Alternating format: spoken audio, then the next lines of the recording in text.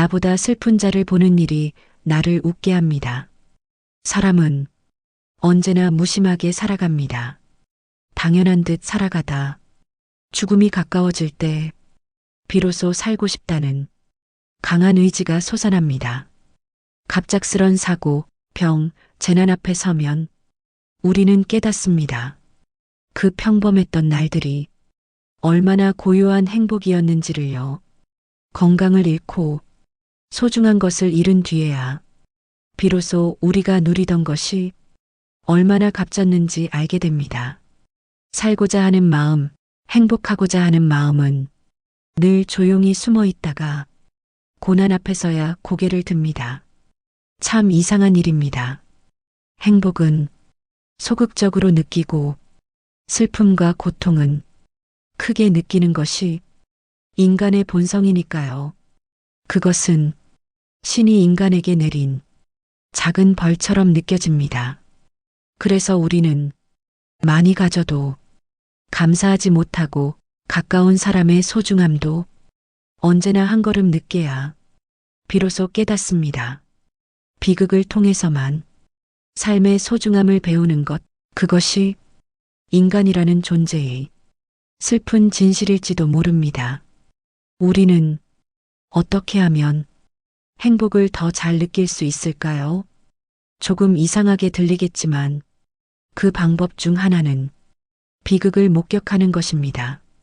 타인의 불행을 바라보며 내가 아직 그 자리에 있지 않다는 것에 조심스레 안도하게 됩니다. 마치 음식점 수족관의 물고기처럼요.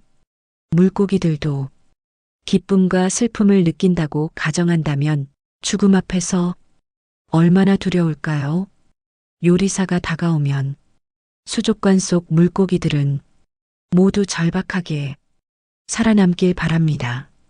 한 마리가 잡혀가면 남은 물고기들은 살아남았다는 안도에 조용히 행복을 느낍니다. 인간도 비슷합니다. 세상엔 눈물 짓게 만드는 비극이 매일같이 벌어지고 있습니다. 그리고 우리는 그 사건이 내가 아니었다는 이유로 조용히 다행이라 생각하지요. 물론 이런 방식은 지금의 도덕 감정엔 맞지 않을 수 있습니다. 그러니 타인의 비극이 아닌 과거의 나 혹은 미래의 나를 불행의 주인공으로 가정해 보는 건 어떨까요? 과거에 가장 힘들었던 나와 지금의 나를 비교해 보며 그래도 지금은 괜찮다는 작은 위안을 떠올려 봅니다. 미래에 겪을지 모를 시련이 오늘은 없다는 사실에도 감사할 수 있겠지요. 이런 사소한 인식의 변화가 지금 이 순간을 더 소중히 여길 힘이 되어줍니다. 오늘을 살아낼 수 있는 작지만 단단한 이유가 우리 마음속에 생겨납니다. 독서는 생각하는 사람을 변화시킵니다. 우리는 배가 고프면 음식을 찾고 피곤하면 잠을 청하며 아플 땐 약을 먹습니다. 그런데 정신이 지칠 땐 무엇으로 채워야 할까요? 눈에 보이는 것들은 대체로 돌보기가 쉽지만 정신은 그렇지 않지요. 정신의 영양을 무엇으로 채울 수 있을까? 그 답은 바로 책이라는 친구입니다. 책은 지혜와 경험이 담긴 보물이며 우리가 몰랐던 세상을 비춰주는 창문입니다. 책을 통해 세계의 이치를 이해하고 인간의 본성을 차분히 들여다볼 수 있습니다. 책을 읽는 시간은 내 사고를 넓히고 나를 한 뼘 더 깊은 사람으로 만들어줍니다. 그리고 무엇보다 책 속 수많은 이야기들은 결국 나 자신의 가치관을 마주하게 해줍니다. 내가 어떤 생각을 하고 살아왔는지, 무엇을 중요하게 여기는 사람인지 조용히 돌아보게 해줍니다. 책은 세상을 향한 문이면서도 동시에 나 자신을 향한 문이기도 합니다. 지금 이 순간 손에 책 한 권 들고 조용히 읽어보는 건 어떨까요?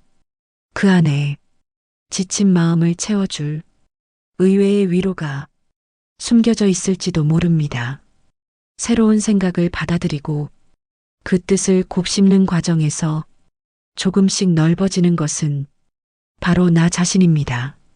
세상의 모든 지식을 무조건적으로 다 받아들이는 건 건강한 방식이 아닙니다. 그 안에서 나에게 맞는 것과 맞지 않는 것을 직접 대입해보는 과정, 그 시간이 바로 지적인 성장의 시간입니다. 그렇게 천천히 나는 나를 이해하게 됩니다. 아, 나는 이런 생각에 더 마음이 열리는구나. 이런 말에는 좀처럼 고개가 끄덕여지지 않는구나. 스스로에 대한 이해도가 조금씩 올라가는 것이죠. 책은 그 길을 조용히 그러나 확실히 비춰주는 등불입니다. 지식이 쌓이고 경험이 더해질수록 삶을 바라보는 시선이 달라집니다. 새로운 관점이 생기고 오래 잠자던 감정이 다시금 깨어납니다. 그리고 우리는 깨닫게 됩니다. 책이란 정신의 밥이고 마음의 약이자 영혼을 깨우는 힘이라는 걸요. 지금 당신 곁에 있는 그 한 권의 책, 당신의 삶을 조금 더 깊고 넓게 열어줄지도 모릅니다. 인간은 자신의 운명을 자신의 성격에 의해 만듭니다. 우리는 가끔 삶이 모두 우연이라 여깁니다. 하지만 인생은 그저 흘러가는 강물이 아닙니다. 삶의 방향은 내가 어떤 선택을 하느냐에 따라 달라지기 마련입니다. 그 선택은 이성이나 논리보다 더 깊은 곳에서 올라옵니다. 그것은 바로 내 안에 오래전부터 자리한 의지와 성향입니다. 우리가 태어날 때부터 함께한 성격이 그 사람의 삶을 이끌어갑니다. 낙천적인 사람은 고통 속에서도 희망을 찾고 소극적인 사람은 작은 상처에도 오래 머뭅니다. 바로 그 차이가 운명을 가르는 갈림길이 됩니다. 하지만 성격만이 전부는 아닙니다. 우리 삶에는 바깥에서 밀려오는 환경이라는 거대한 파도도 있습니다. 바람이 불면 흔들리고 비가 오면 젖듯이 우리의 선택도 그 환경과 함께 만들어지는 것이죠. 결국 운명이란 내 안의 의지와 내 바깥의 세상이 어떻게 만나느냐에 달린 일입니다. 그러니 지금 이 순간 내가 어떤 마음을 품는가, 어떤 태도를 지키는가가 중요합니다. 우리가 걸어가는 이 길이 우연처럼 보여도 그 길은 이미 마음속에서 시작된 것임을 잊지 말아야 합니다. 노동자에게는 노동의 대가 대신 더 힘든 노동만이 남겨집니다. 우리가 사는 이 시대를 완성된 자본주의라 부를 수 있을까요? 자본주의는 수백 년의 역사를 지나왔지만 그 근본 정신은 아직도 온전히 실현되지 못했습니다. 그 이유는 우리가 잘못된 것을 존경하고 있기 때문입니다. 돈이 많은 사람, 높은 자리에 있는 사람, 그들이 진짜 존경받을 자격이 있을까요? 진정한 자본주의란 사람이 무엇을 하느냐에 따라 그의 가치를 평가하고 존경을 보내는 사회여야 합니다. 그가 하는 일이 다른 이들에게 이로움을 주고 세상을 더 낫게 만든다면 그는 박수를 받아야 마땅합니다. 하지만 지금의 우리는 겉모습에 혹하고 재산이나 직위만으로 사람을 판단하곤 합니다. 그 결과 묵묵히 일하며 살아가는 수많은 사람들은 정당한 존경도 받지 못한 채 몇백 년째 그저 노동력으로만 존재합니다. 우리는 진짜 자본주의를 살고 있는 것이 아니라 반쪽짜리 자본주의 안에서 눈가리개를 쓰고 살아가고 있는지도 모릅니다. 이제는 묻고 싶습니다. 당신이 진심으로 존경하는 사람은 과연 누구입니까? 어떤 이는 이렇게 말합니다. 기업이 잘 되면 우리도 덕을 보지 않겠느냐? 일명 낙수효과, 위에서 넘친 부가 아래로 흘러내린다는 말이죠. 부자들이 더 부유해지면 가난한 사람도 함께 나아진다는 기대입니다. 정말 그럴까요? 그 물은 좀처럼 아래로 흐르지 않습니다. 대부분의 자본은 기업의 대주주와 총수의 주머니에 머물 뿐입니다. 아래로 흐르기보다는 그들만의 세계에서 돌고 돌며 사라지곤 합니다. 그 사이 노동자들은 점점 메말라가는 환경 속에서 더 많은 시간, 더 적은 임금으로 몸을 바쳐 일합니다. 다치거나 병들어도 그 누구도 책임지려 하지 않습니다. 그리고 언제나처럼 국가는 침묵합니다. 산업혁명 이후로 얼마나 많은 시간이 흘렀을까요? 하지만 여전히 어떤 청년은 혼자 기계를 돌리다 생을 마치고 어떤 아버지는 밤샘 야근 끝에 다시는 돌아오지 못합니다. 이것이 과연 정상적인 자본주의일까요? 우리는 지금 무엇을 위해, 누구를 위해 일하고 있는 걸까요? 그 질문 앞에서 우리 사회는 정직하게 대답할 수 있을까요?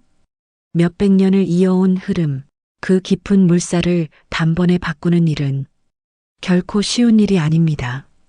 하지만 그 흐름에 몸을 맡기며 떠내려가는 삶과 자기만의 신념으로 방향을 바꾸려는 삶은 분명 다릅니다.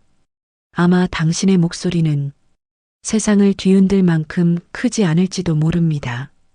그러나 그 조용한 외침 하나가 또 다른 누군가의 용기를 일깨울 수 있습니다.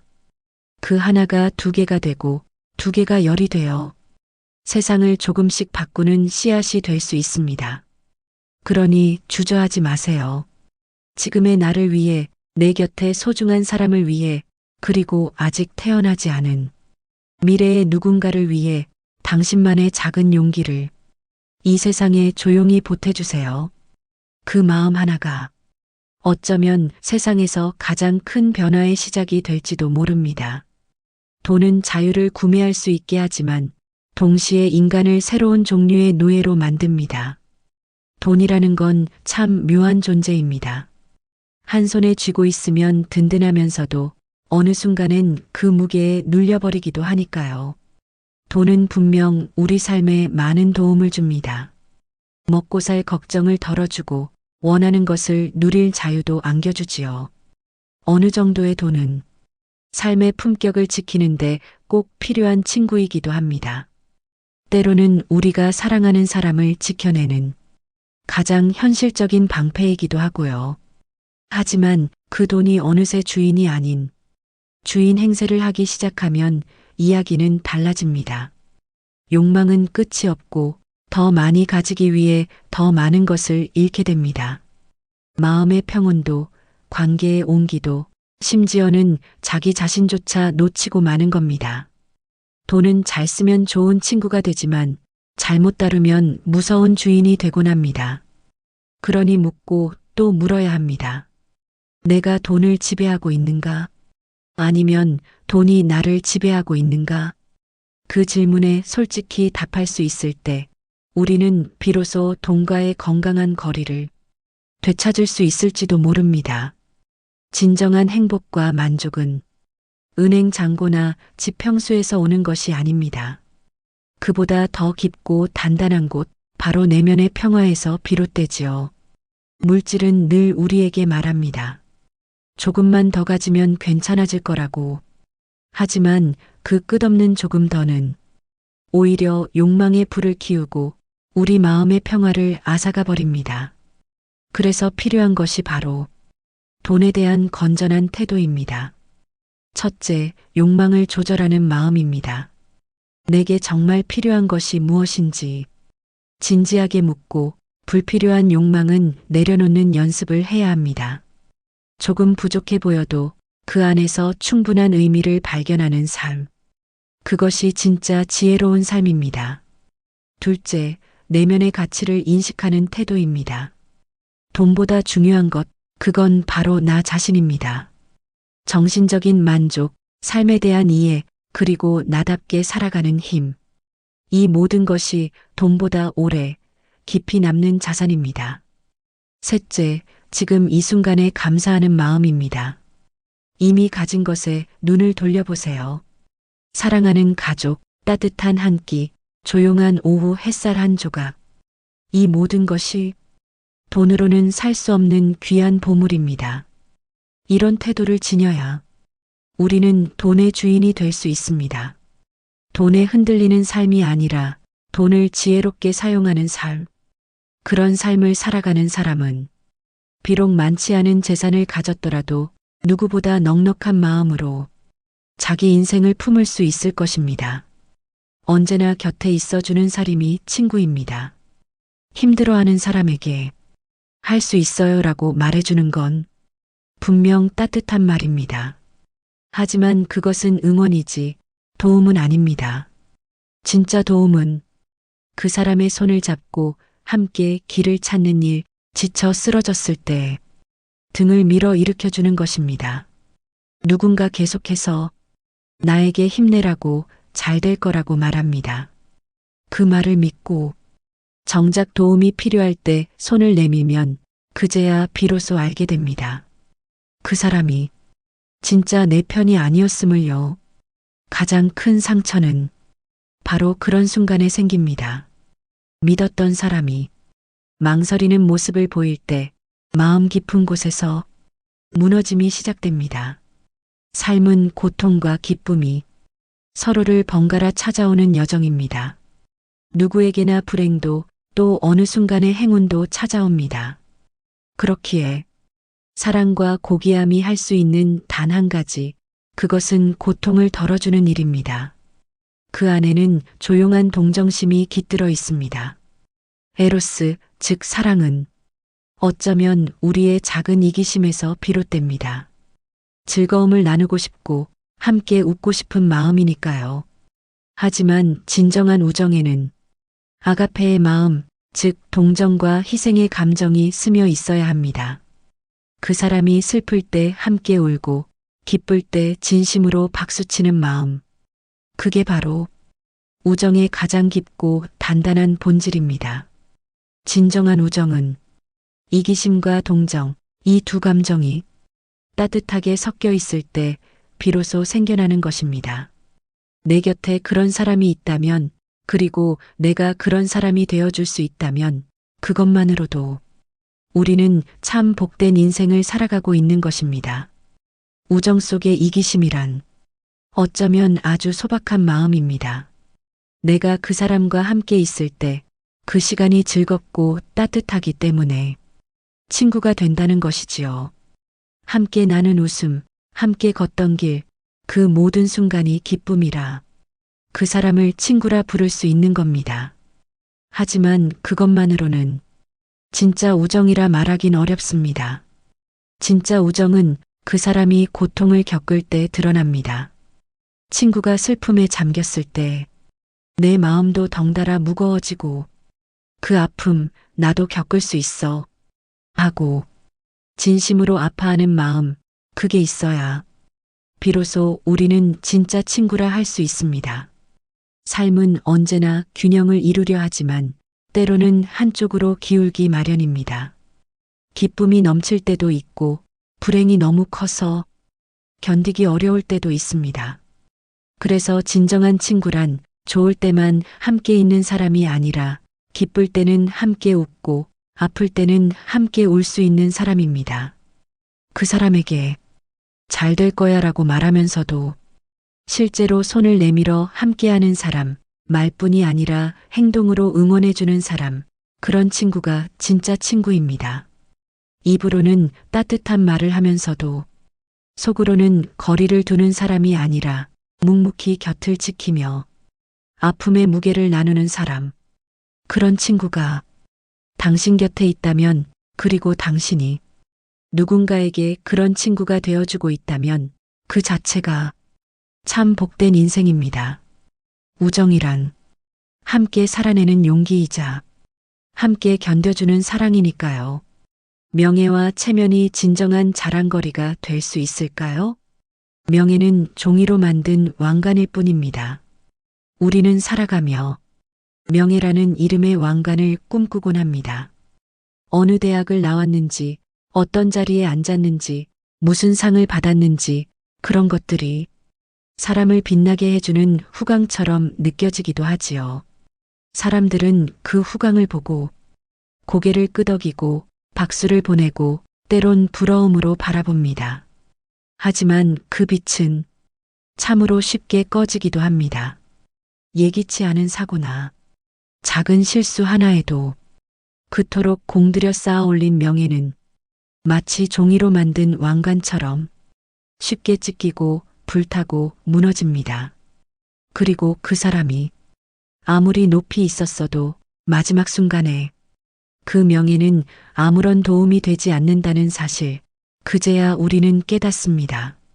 사람들의 칭찬이 온종일 나를 따라다니다가도 집으로 돌아와 불을 끄고 조용히 앉는 순간 문득 이런 생각이 듭니다. 그래서 지금 이건 다 무슨 소용이지? 그렇게 허탈함이 가슴 한구석을 쿡 찌릅니다. 사람이 진짜로 빛나는 순간은 외부의 칭송이 아니라 조용한 고독 속에서도 자기 자신을 부끄럽지 않게 여길 때입니다.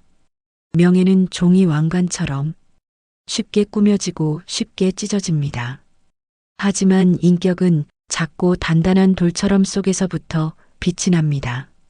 사람들의 말보다, 세상의 평가보다 오늘 하루 나의 마음과 행동이 떳떳했는가? 그 질문 앞에 고개를 끄덕일 수 있다면 그것이야말로 진짜 삶의 왕관입니다. 명예는 삶의 목적이 될 수 없습니다. 우리가 흔히 말하는 명예란 사실 나의 진짜 모습이 아닌 타인의 눈에 비친 내 모습에서 비롯됩니다. 그 명예는 내가 나를 아끼는 마음에서 오는 게 아니라 사람들이 나를 어떻게 바라보는가 그 판단에서 생겨납니다. 그래서 어떤 이들은 말합니다. 체면은 외부의 양심이고 양심은 내면의 체면이다. 인간은 본능적으로 사람들 사이에서 인정받고 싶어 하고 신뢰받고 싶어 합니다. 그 욕구는 어찌 보면 지극히 자연스러운 것이지요. 하지만 문제는 그 명예를 지키기 위해 지나치게 예민해지고 언제 무너질지 몰라 두려워진다는 데 있습니다.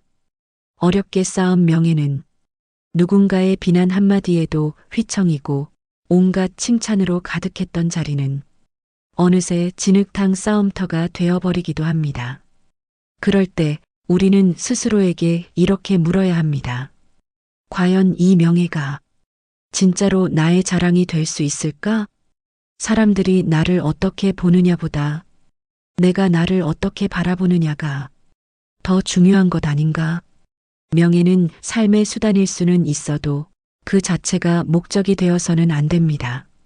진정으로 존경받을 만한 사람은 겉으로 드러나는 칭찬이나 지위에 흔들리지 않고 조용히 자기 자신을 지키며 살아가는 사람입니다. 세상에 칭송이 없어도 내면이 부끄럽지 않다면 그것만으로도 충분히 존귀한 삶입니다. 자식의 성격을 결정하는 것은 부모입니다. 결혼은 이성이 아닌 용기입니다. 결혼이란 사실 따져보면 철저히 이성적인 선택은 아닙니다. 서로 다른 환경에서 자라온 두 사람이 하나의 가정을 꾸린다는 건 각자의 기질과 욕망을 조금씩 내려놓아야 하는 일이기 때문입니다. 그런데 놀랍게도 그렇게 내려놓은 만큼의 보상이 꼭 돌아오는 것도 아닙니다. 그래서 어떤 이들은 결혼을 손해보는 장사라고 말합니다. 물론 사랑이라는 건 이성과 합리성만으로 설명되지 않는 어떤 신비로운 감정이지요. 그래서 우리는 때론 손해를 감수하고도 누군가와 함께 살기로 마음먹습니다. 하지만 문제는 그렇게 꾹 눌러 참았던 내 감정과 포기가 어느 날 불쑥 고개를 들기 시작할 때입니다. 그 시점이 언제냐고요? 바로 아이를 낳고 나서부터입니다. 아이 앞에서 우리는 내가 참았던 취미를 꺼내 보여주고 내가 갖지 못한 삶을 아이를 통해 이어가려 하기도 합니다. 이건 나를 닮았어. 그건 당신을 닮았네. 말은 부드럽지만 그 안엔 서로가 포기했던 욕망의 그림자가 담겨 있지요. 어떤 옷을 입힐지, 어떤 취미를 가르칠지, 이 작은 일에도 부모는 종종 부딪힙니다. 하지만 그 순간 우리에게 필요한 건 이 아이가 누구를 닮았느냐가 아니라 이 아이가 어떻게 행복할 수 있을까를 함께 고민하는 태도일지도 모릅니다. 결혼은 계산이 아니라 서로를 이해하려는 용기이고, 아이를 키운다는 건 자신의 욕망이 아니라 아이의 삶을 지켜보는 기다림입니다. 이것이 가족이라는 이름으로 살아가는 가장 깊고도 아름다운 진실입니다. 부모는 아이의 거울입니다. 아이는 자라면서 점점 자기만의 생각을 갖기 시작합니다. 처음엔 엄마 아빠의 말이라면 뭐든 따르던 아이가 어느 순간부터는 고개를 젓고 내 생각은 달라요라고 말하기 시작합니다. 이때 우리는 비로소 깨닫습니다. 아이도 하나의 온전한 인격체라는 사실을요. 그런데 이 아이가 어떤 성격을 갖고 어떤 가치관을 만들어가는가를 곰곰이 살펴보면 그 뿌리에는 종종 부모의 그림자가 깃들어 있습니다. 어떤 학자는 말합니다. 자식의 성격은 아버지의 의지와 어머니의 지성에서 비롯된다.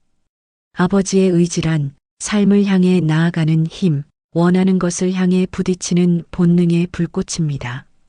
어머니의 지성이란 세상을 바라보는 따뜻한 이해와 조심스러운 분별, 그리고 올바름을 향한 판단력입니다. 이 두 힘이 아이의 마음속에 씨앗처럼 심겨지고 시간이 지나면서 꽃을 피우는 것이지요. 부부의 만남은 겉보기엔 우연 같지만 그 안에 깃든 영향은 참으로 필연입니다. 그래서 우리는 조심해야 합니다. 부모의 작은 말 한마디, 가벼운 행동 하나가 아이의 인생에는 커다란 바람처럼 밀려올 수 있기 때문입니다. 우리는 자주 별말 아니었어라고 생각하지만 아이에게는 절대 잊히지 않는 한마디가 될 수 있는 법입니다. 세상의 모든 인연은 우리가 보는 것보다 훨씬 더 깊은 차원에서 얽혀 있습니다. 부모와 자식의 관계도 마찬가지입니다.